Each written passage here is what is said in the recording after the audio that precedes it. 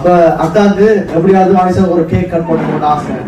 அது நான் வந்து இந்த என்னுடைய பிறந்தநாள் வந்து வீட்டுல அப்படியும் கடைசி போடுகிறேன். அப்படியே அவருக்கு கேக் வெட்டணும்னு ஆசை இல்ல இருக்கும்.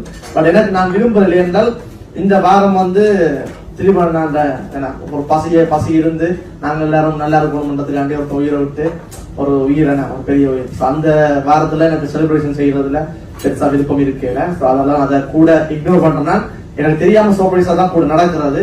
அந்த இடத்துல நான் அவையில கவலைப்படுத்தக்கூடாதுக்காண்டி அந்த விஷயத்தை அக்செப்ட் பண்றேன்னா இந்த நினைச்சிலையும் அக்கா சொன்னாங்க எனக்கு இப்படி ஒரு விஷயம் இருந்தா அக்கா உடனே அதை அக்செப்ட் பண்ணி சரி ஓகே அப்போ நான் செய்யலைன்னு சொல்லி அதோட என்னன்னு சொன்னால்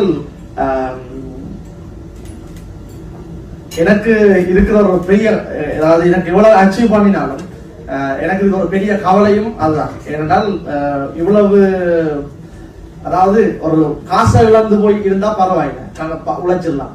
எத்தனை உயிரை இழந்து போனோம்ன்றதான் ஒரு பெரிய கவலை ஒன்று இருக்குது. நான் வந்து சின்ன பொடி தான் 2000 ஆண்டு பிறந்த பொடியை தான் சில கேட்கலாம் உங்களுக்கு என்னென்னு தெரியும் இதை பற்றி எல்லாம் வந்து தெரியறதுக்கு நான் அந்த தருணத்துல பிறந்திருக்க அவசியம் இல்லை. அதை பற்றி படிச்சிருந்தாலும் கேள்விப்பட்ட அவளை தெரியும். அவளோட சந்ததியா கடத்தப்பட்டு வர ஒரு விஷயம்.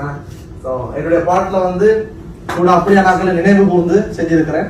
அதனால இந்த இடத்துல பாட சொல்லிக்கல எனக்கு உண்மையாவே இப்ப நம்ம ஷோ அடுத்த நாள் நடக்கும் போது அதால பிரச்சனை இல்லை.